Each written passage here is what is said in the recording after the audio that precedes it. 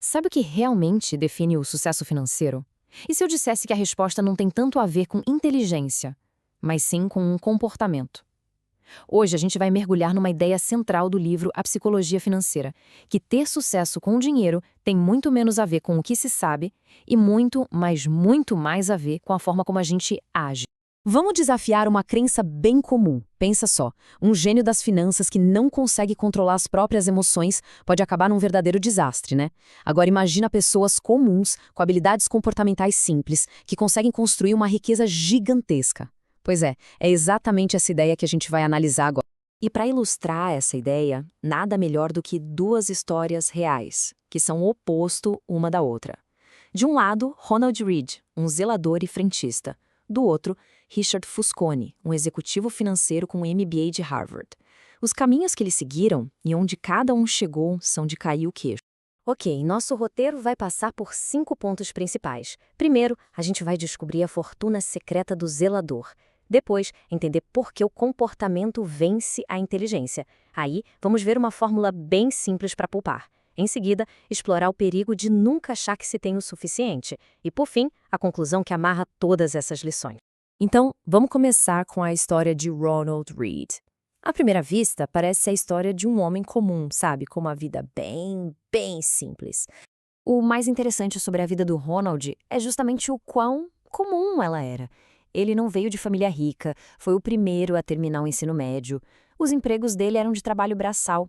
Ele viveu uma vida super simples, na mesma casinha por mais de 50 anos. Sem herança, sem ganhar na loteria, nada, absolutamente nada fora do normal.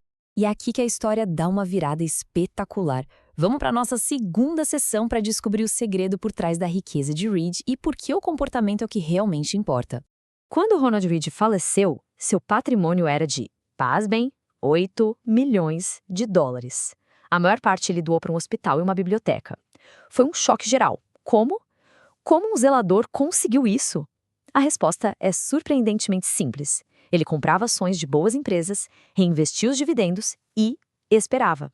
Com paciência, ele deixou o tempo e os juros compostos fazerem a mágica, sem se desesperar nas crises. Isso ilustra a primeira lição de um jeito brilhante. Sucesso financeiro não é uma ciência exata como física, é uma habilidade comportamental, onde o jeito que a gente lida com a ganância e o medo importa muito mais que qualquer planilha. A paciência e a disciplina do Ronald Read superaram todo o conhecimento técnico que o nosso próximo personagem tinha. Do outro lado da moeda, temos o Richard Fusconi. Ele tinha melhor educação, uma carreira de sucesso no mercado financeiro, ganhava rios de dinheiro. Mas, levado pela ambição, ele se endividou até o pescoço para reformar a mansão dele um pouco antes da crise de 2008. Quando o mercado desabou, ele perdeu tudo. Todo aquele conhecimento técnico não o salvou do próprio comportamento. E para entender o poder absurdo do tempo, é só olhar para o Warren Buffett. Cerca de 97% da fortuna dele foi construída depois dos 65 anos. O segredo não é só ser um bom investidor, é ser um bom investidor por um tempo incrivelmente longo. A paciência nesse jogo é a habilidade mais poderosa de todas. Isso nos leva direto para a nossa terceira sessão, que fala da maior barreira psicológica para construir riqueza, o ego. A lição aqui pode ser resumida nesta fórmula. Poupar dinheiro é simples, mas não é fácil. A dificuldade não está na matemática, está na psicologia. Muita gente, não importa se ganha 2 mil ou 50 mil por mês, aumenta os gastos na mesma medida em que a renda cresce. Esse impulso é movido pelo ego, pela necessidade de mostrar status. Essa citação do Morgan Housel é cirúrgica, vai direto ao ponto. Muitas vezes o desejo não é pelo objeto em si, mas pelo que a gente acha que ele representa.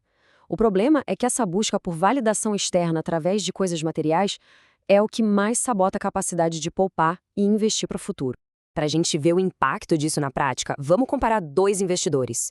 O investidor A começa cedo, aos 20 anos, investindo R$ 300 por mês, mas ele para aos 30.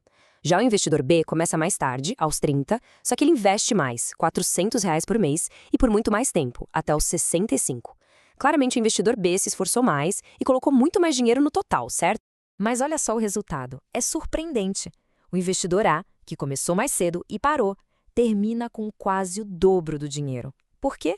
simplesmente porque aqueles 10 anos de vantagem fizeram com que os juros compostos trabalhassem por muito, muito mais tempo. O dinheiro investido no início da jornada tem um poder de multiplicação que é inacreditável. Agora, vamos para a nossa quarta sessão, que traz uma lição de alerta, sabe, sobre a natureza destrutiva da ambição sem controle. A história do Bernie Madoff é uma tragédia. Ele era uma lenda de Wall Street, um pioneiro. Mas por debaixo dos panos, ele comandava uma fraude gigantesca. Quando a crise de 2008 chegou, tudo desmoronou, levando à prisão dele e à destruição completa da sua família. E aqui vem o detalhe mais chocante de todos. O Madoff não precisava do dinheiro da fraude. O negócio legal dele já era absurdamente lucrativo, gerando dezenas de milhões por ano. Ele já tinha sucesso, influência, riqueza. Mas para ele, não era o suficiente. Ele arriscou tudo o que importava por algo que ele não precisava. Essa sabedoria do filósofo Sêneca oferece o contraponto perfeito.